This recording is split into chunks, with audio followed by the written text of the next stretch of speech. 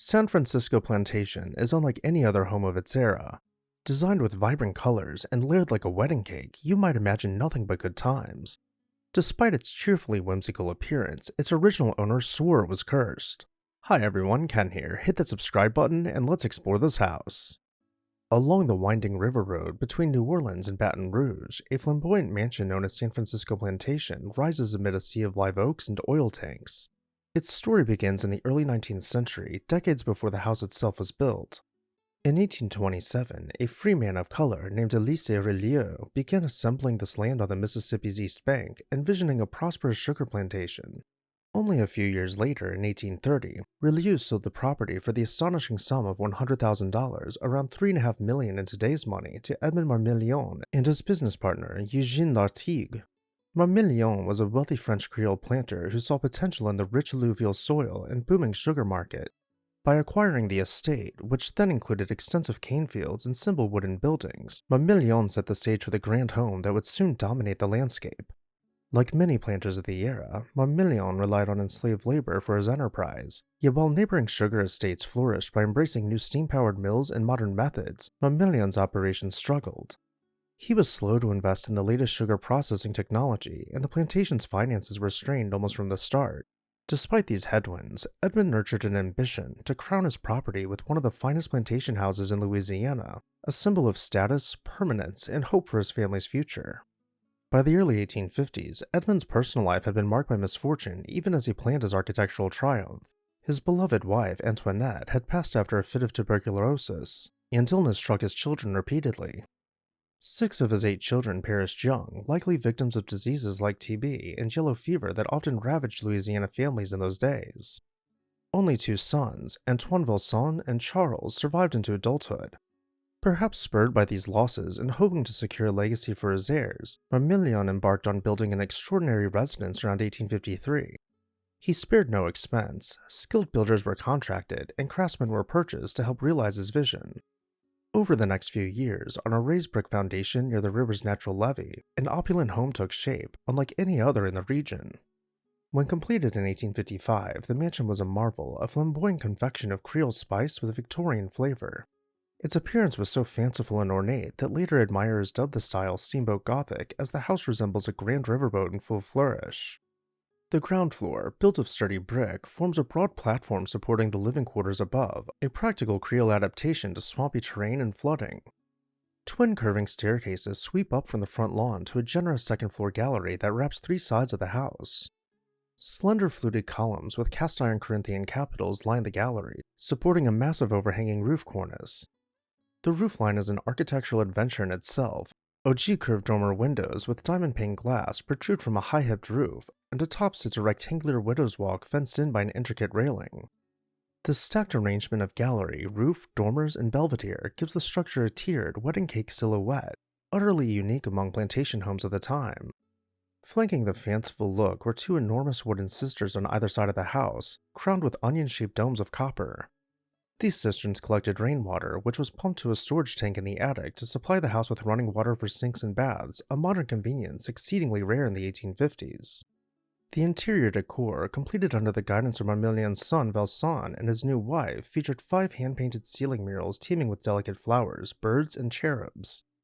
Door panels were adorned with faux bois wood graining and Pompeian-style frescoes, details so fine that some later attributed the artwork to the noted New Orleans artist Dominique Canova. Mantels were painted with faux marble finishes, and elegant Corinthian columns separated major rooms. Every inch of the home spoke of craftsmanship and artistry. Edmond Marmillion had succeeded in creating one of the most ornate plantation houses in Louisiana, a final triumph amid personal trials. As the mansion neared completion, however, the project's enormous cost became painfully clear. Marmillion, who had been operating on credit for years, saw debt piling high. Family lore says that upon inheriting the estate, his eldest son Vincent exclaimed in exasperation that he was sans frosquin, a French Creole expression meaning "without a penny in my pocket." According to this popular legend, that wry remark about the cost of building the house gave rise to its unusual name. Marmillion and his family took to calling the property sans frosquin, essentially without a penny.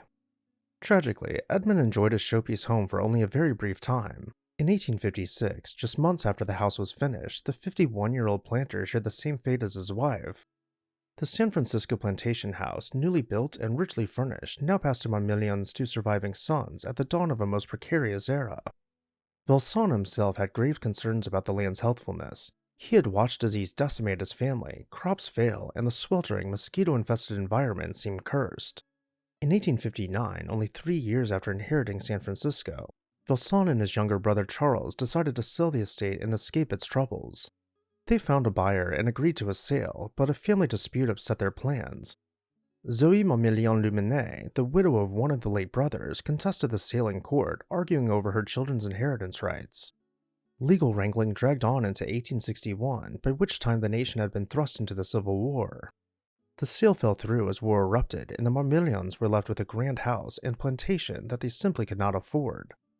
A few years later, with emancipation, the family lost their enslaved workforce, and the sugar plantation that had struggled in good times now plunged into financial ruin. As the brothers tried piecing the plantation back together in the following years by hiring labor, they both fell to tuberculosis. In less than 20 years since its completion, the magnificent San Francisco plantation had become a mausoleum. The house changed hands a few more times, until finally in 1909, the plantation found more stable stewardship when it was bought by the Ori family, who continued to grow sugarcane. In 1954, in an effort to generate income for upkeep, the Ori family leased San Francisco Plantation House to a local couple, Milton and Elizabeth Clark Thompson. The Thompsons had a passion for history and became the resident caretakers of the mansion.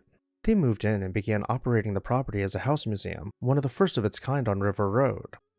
Around the same time, San Francisco's plantation's mystique seeped into popular culture. In 1952, novelist Francis Parkinson Keyes published Steamboat Gothic, a work of fiction inspired by the plantation house and its colorful history.